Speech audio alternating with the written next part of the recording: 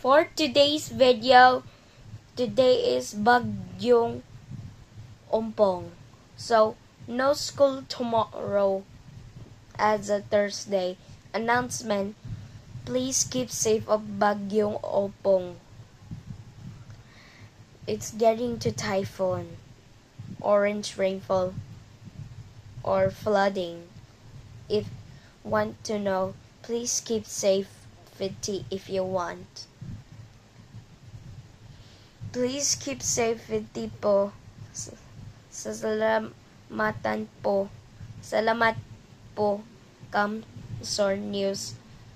Ipapaalam na po sa iyo at magsabi kita, Chris Novelo.